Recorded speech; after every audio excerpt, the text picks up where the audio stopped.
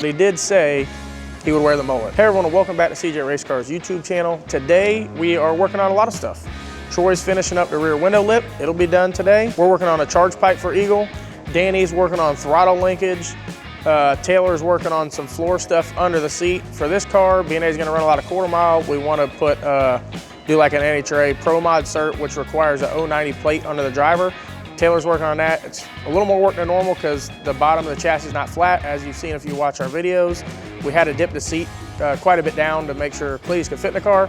So that's a little challenge, and 090 does not form that easily. So Taylor's working on that stuff now. Danny's just about got the pedals wrapped up, completely fitted, brake rod, all that stuff's done. He's making some stuff, some spacers to hold the collector to the billet elbow to where we can turn it and try to get the best possible scenario there. There's not a lot of room in here, which you've seen before, so making the headers and the charge pipe is gonna be tough. I know a lot of you guys have been liking the questions and answers on Friday's video. Unfortunately, I think we're gonna stop doing them in these videos, but we have started a second channel, CJRaceCars 2. Go check it out. Make sure you subscribe.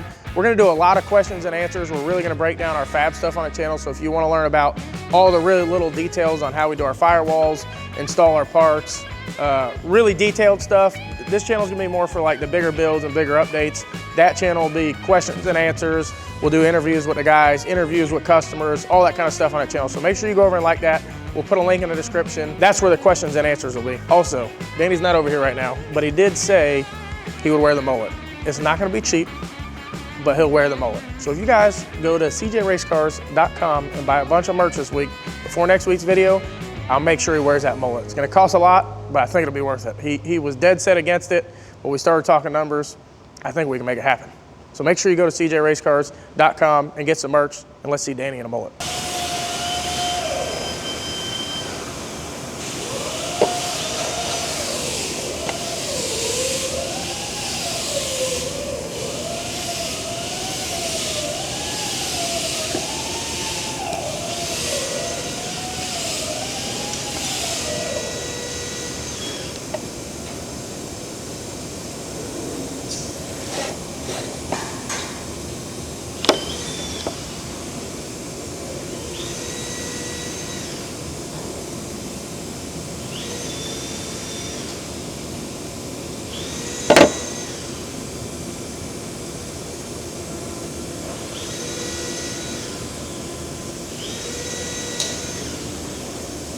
I am drawing up a tab that we're going to weld to the chassis that this bracket will bolt to for the loop sensor, which is a ride height and track temp sensor that will mount here. We'll have one up front, and then we'll also have one in the car on the main cross member around the fire bottles. So it'll actually be mounted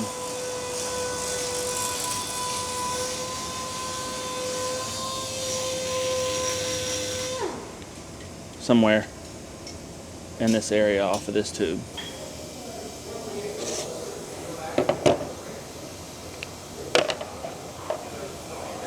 Hey guy, where are you going? I'm just gonna follow you. What's the height of the hole? 2. No, it's not. That's your overall height. Oh, that hole. All right, hang on. I'll be back.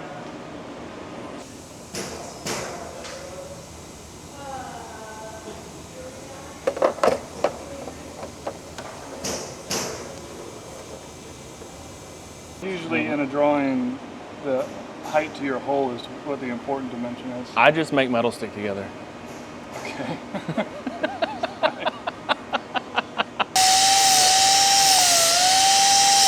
So basically what Taylor's trying to mount right now is a laser sensor. This is a laser sensor from LoopNet that we use. We mount one here, one on a passenger cross member, and then sometimes one on the rear end. But what this basically does is shoots a laser to the track. That's why I was saying earlier, you want it mounted really level with the track surface. And this will tell you how far from here to the ground. And then you also will have a shock travel sensor.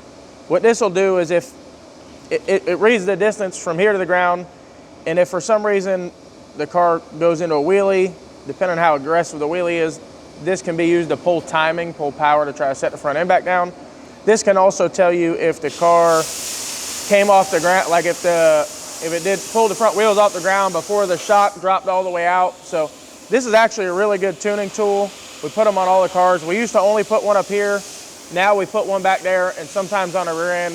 That goes into basically separation and some other stuff. So really good tuning tool. One of them actually has track temperature built into it. So not only will it read the height of the chassis here, but it will read track temperature. So really good tuning tool, something we started using.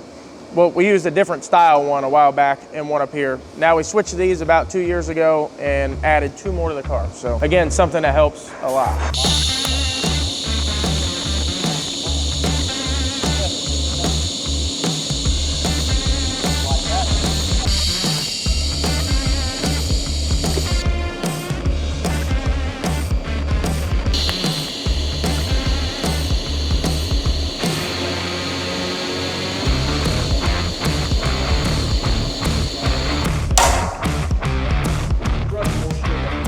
Right. The sensor needs to be pulled toward you on the bottom or pushed away from you on top. Okay, and that's too far. I'm just flipping it the bracket at the bottom. Move the top that way. This way? Yeah. That's pretty good this way now. That's real good this way. Well, it's gonna change when I put that tube adapter in there. This is gonna come out this way. Yeah, it's just flat. It runs in line with the control arm. Yeah. I mean, you're never going to get it probably perfect, but it's close. And realistically, they zero it out in the computer. Okay. So now you're away from the spring. You're good. Yeah. So the spring's 3.5 inches. If you got, so if I've got a 1/2 inch of distance, you're looking like you got a pretty good mark there. I need a light tack at like 12 o'clock on this tube adapter. Light tack as opposed to a heavy tack? A light tack. No beans. Andrew likes to give it the beans sometimes. All right, ready? Yeah. I turned it on. I swear I turned it on. Maybe I turned it off.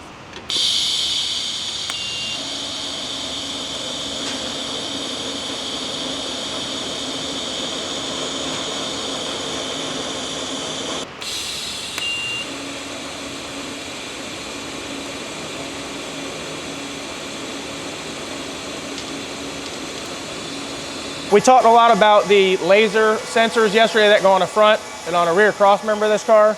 Another good tuning device, sensor that we use on pretty much everything, is a shock sensor.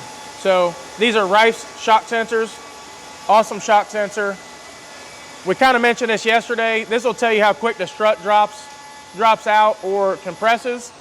And that's something good to use along with the laser ride height sensor. You could put one on each front. We like to run 2 on each front. The rear will also run 2. You could, as long as you got a good anti-roll bar, you really only need 1 on the rear. I guess if you had 2, you could tell if the anti-roll bar is working or not. But you could get away with 1 on the rear, 1 on the front, but we run 4. If you use just this and you didn't have a laser sensor, it wouldn't really give you an accurate reading on how high the front end is, because there's a good possibility that the wheels aren't on the ground. So the laser tells you the ride height or the height of the chassis off the surface at all times. And this just tells you how far the strut has dropped out or compressed. The shock sensor that's in the rear will tell you separation or compression. With the small tire, it'll be a lot more extension. So it'll tell you the separation, how quick it extended, which is good because if it knocks the tires off, spins the tire, you can tell if it ran out of separation, if it wasn't separating quick enough. There's a lot of different things that can be used for tuning. So the rear is really crucial, so is the front. You can really never have too many sensors, too much data to look at. You can really go through a lot of this stuff and see what's helping a car work or why it's not working. These Rife sensors are really nice. It's another thing that we're a dealer for. We're a dealer for all Rife stuff, all TBM stuff, and all motion stuff. Really nice products. The company is really pushing hard to develop and innovate new stuff, so proud to support them and use their products. We need some WD-40 for this chair. A curvy one? Yeah, curvy one. How'd I put it on? Yeah. You put a magnet on the inside. A magnet? Yeah. I thought it was clippy. Well, you can do either one. Do either one. The things we do to try to make the sound better. Oh, bless it. Cut that off. We'll start there.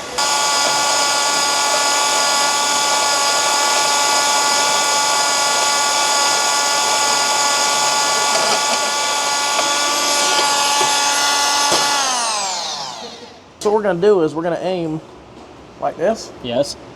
right? Yes. Gonna get as close to the tire as we can. I can't see in the bottom. We got plenty of room. On the bottom. Yeah, the bottom side of Here? it. Yeah, I think so. Okay. You got a straight edge? Nope. Normally we would build the header first and a charge pipe second. Probably really doesn't matter. We're gonna do the charge pipe first because on both sides, it's what kind of comes out closest to the tire. So we're gonna tuck it as close to the tire as we can, and we're gonna run it where we wanna run it.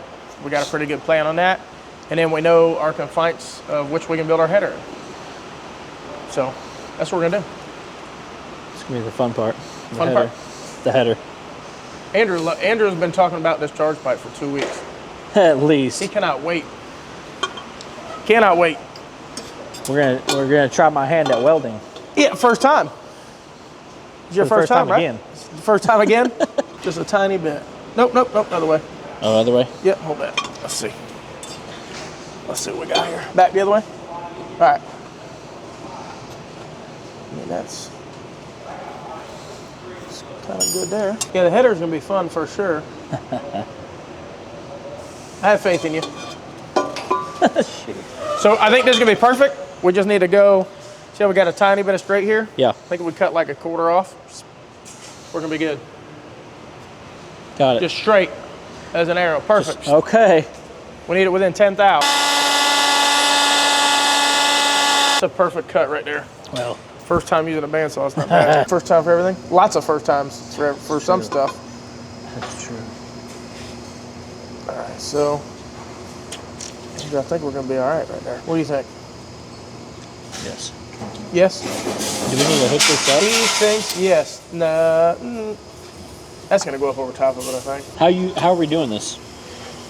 Just straight and then straight up, or Yeah, then up then? so or? this will come straight down pretty much. Yeah. It'll be out here probably by the time we get it there, and it'll just kick back and go through there. Okay. So Easy peasy. now that we know we're good here, what we might do is mark this, kind of the location of this tube, and then go this way. You know what I'm saying? And then we'll just fill that. I got you. You know what I mean? I know what you mean, Butterbean. You got a marker?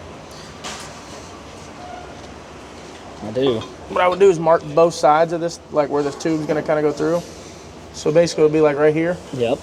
will be the front side. Basically the center's gonna be about here, which is where we have the most room.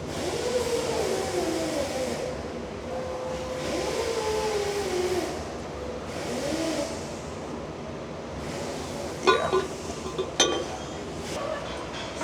Just like that, Oh yeah. like an elephant tusk. Are we gonna cut it down? I'd leave it just like that. I didn't know what else was coming add a up little here. bit so we can get it where. No, well, yeah, we're gonna cut it down. Where are we doing the reducer at? Down here. Oh. It'll probably reduce right in here because we really don't have much room for a 4-inch out there. You can start with at least cutting that where it's the bend stops, and we'll go from there. We're gonna end up taking some off so it comes straight down.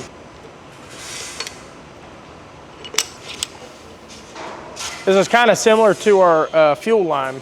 This is here, so if everything was rigid mounted, as everything moves, it could potentially crack. It gives it a little movement. It's a dual seal, dual O-ring deal here, so gives it a little bit of movement up here, just in case anything flexes, it doesn't break. Same reason we do it on our fuel line. A lot of people in the last video asked if we were worried about solid mounting a fuel line, if it would crack. But the fuel line itself is a solid line, stainless line, but on both ends it's mounted with O-rings. So it has movement on the tank, a good amount all the way around, and it has a good amount of movement at the pump. So if anything vibrates, there's room for it to move without it breaking. How far in are we going? Oh, well, we got plenty of room. So it doesn't matter. We're just gonna end up wherever that is. We'll cut it back and see if that's good. There you go, Mike. Let's see. See that? Gosh dang. Pretty good. Got it any more perfectly. Call me Cameron. Little Cameron. Cameron Jr. Little C. Little C. Jeez Louise. All right, so put it on a belt sander. Straighten it, but take a tiny bit more off this side. Not much. So a little bit, straighten it. How much do you think?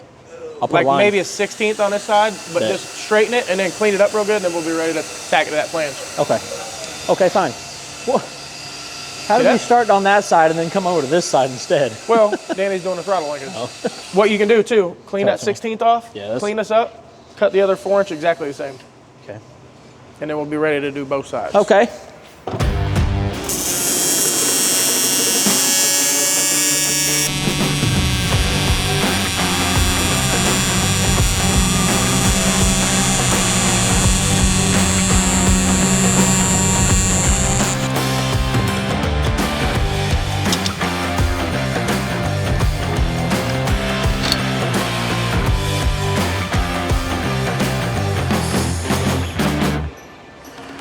There it is. It's done. There it is. It's all done. Car's ready to start. I need more tape. Are you singing? Yeah. Did you know he was recording you singing? Oh, I don't know. I don't know. I don't care. What we're doing right now is he's taping a piece of 1/4-inch aluminum to the lower frame rail. The reason we're doing that is when we're fabricating the charge pipe going through the upper and lower frame rail, we can basically rest the charge pipe directly on that 1/4-inch, and we know when we take the 1/4-inch out, we have some room so it's not rubbing on a lower frame rail. He got the 2 charge pipes started on both sides. We got them welded up here, and we got the reducers welded at the bottom. So now we're gonna level those out to where they're straight coming down, and then we're gonna build the rest of this somehow. I'm hoping we just, and it Look like shows fangs. up. It does, it looks like, yeah, it does. Like a spider, like Yeah. yeah. Like a dang old tarantula. So that's where we're at. We're gonna move forward with that and hopefully get these tacked together today. Or I might have to tack some together tonight. You probably need to. Yeah, okay, he leaves in 15 minutes. So we're probably not gonna get it done today. So what we wanna do now is we're probably gonna get one of those 3.5s, and let's see what a 90 looks like. Didn't we cut one let's down get for one this that's, side? yeah, but that one's already cut down. We don't want it. This one's got less Hey, than a don't 90, hurt right? yourself. Or is this, That's the What one is that this we one? cut down for Is it? to bolt up to the turbo. what we'll do is we'll do our straight, we'll do a little straight on this side, and then we'll just add some over here. You know what I mean? No. So if you get a tape measure, put your reducer on there. On which side? This one? On, nope, up here. Up here where it was? Yep. Or actually, you don't even need to do that. Measure from the 4-inch to the 3.5 right there. Was that 2.5? Yep. All right. All right, so 2.5, and you got how much there? 3/4. 3/4. So it's gonna be 1 3/4. Right? So once you get past 90, go 1 3/4 more. I just thought we cut this one for this, so we was going to use it. We On did. that So yeah, side. you can cut another one. Yeah, just you need to make it longer so Yeah. that it'll go to that. You know what I mean? I know what you mean. Or we can do a little bit less angle. We could go up more. And then, because once we get to here, we're gonna have to turn out. We could turn out and down, which would be fine too. All right. Now we don't want that angle. We don't want to cut this one up, No. but you want to make another one with that angle. That makes sense. I think we need a little more bend. Is that aiming straight down onto that too? Man, you cleaned that one up nice too. Look at that. What'd you cut that with? What you talking about, Willis? You cleaned that up nice. This? No, yeah. You're freaking welcome. Man, that's pretty crispy there. Something else Danny did this morning, he started on the throttle linkage. And we use a cable. I think we've shown that before. If not, we use a cable throttle linkage instead of a solid throttle linkage. And this is the linkage mount that we made on the motor plate this morning. We've made them a few different ways, but this is what we like the best. This is just a titanium plate that he cut out that drills and taps into the plate. It'll also have a nut on the back just for safety. And it's got some 3/8 titanium and then a piece of 1/4 inch titanium, right? Yeah, piece of 1/4 inch titanium and a little tab here. So this thing comes out pretty fancy. At the end, we'll have a spring out here, spring on the inside for a return, also for safety. Getting a lot of little stuff done. This thing's getting really close. We should have end bells here tomorrow for the rear end, which means maybe the next video you'll see this thing on the ground rolling around. We might even push around the parking lot with a Hayabusa golf cart with Cletus in it, with a fan blowing on him. Close his eyes so he can think he's at the track. So we stayed late last night, me, Danny, and Josh, and we were able to get the charge pipe all tacked together and some of it welded on the passenger side. We didn't get a lot of film on that. Unfortunately, Travis did set up a GoPro, but we dropped it twice, and at that point, we kind of gave up, unfortunately. All right. Well, that's not going to be a V-bend. Not a V-bend. Oh, watch that. See, that's crazy. That was him. But the charge pipe is all tacked together. The reason we did the charge pipe first is because it can only go as far as it can go against the tire, basically. And if you look, we have about 3/8 of an inch clearance there, maybe a 1/2 inch of clearance between a charge pipe and a tire, which is plenty of clearance. That tire, as high as it's gonna go, it's turned as much as it'll go. So there's plenty of clearance there, but we wanted to do that first, and now we have to make the header fit behind the charge pipe, which is gonna be tight, but we'll make it happen. The charge pipe is 3.5 inch coming out of the turbo, and it goes to 4 inch up here. You can really do this reducer anywhere and step it from 3.5 to 4 anywhere, but we didn't have a lot of room coming through the frame rail and the dual frame rail there, so we decided to do it after that. We'll be putting the blow-off valves on a backside, kind of pointing this direction on both of them. That way the hoses kind of go nice and neat back that way. We're working on that now. Danny's actually notching them. They come for a 3-inch pipe, so he's notching them for the 4-inch. We already started fabbing up the stuff on the driver's side. So charge pipe stuff's coming good together. We'll end this week. We'll probably at least have all stuff tacked together. Andrew will start welding it first of the week, and then we'll start on headers. So we should be really wrapping up. This is the last details. As you've seen, we already got sensors mounted. Danny also got the throttle linkage mounted. Troy has literally the last piece right there. He just went to break the last piece of the rear window lip about to tack in, and the rear window's done. I think Danny will probably work on building the rear window on Monday. So we're really working back this way, and this thing will be a powder coat before you know it. I think we got about 10 days or so before it's a powder coat. So it's a real hard push here at the end, but I think we're in good shape, and hopefully we see this car at World Cup Finals. All right, everyone, that's gonna do it for today's video. Eagle's coming along pretty good. We'll have another video beginning of next week.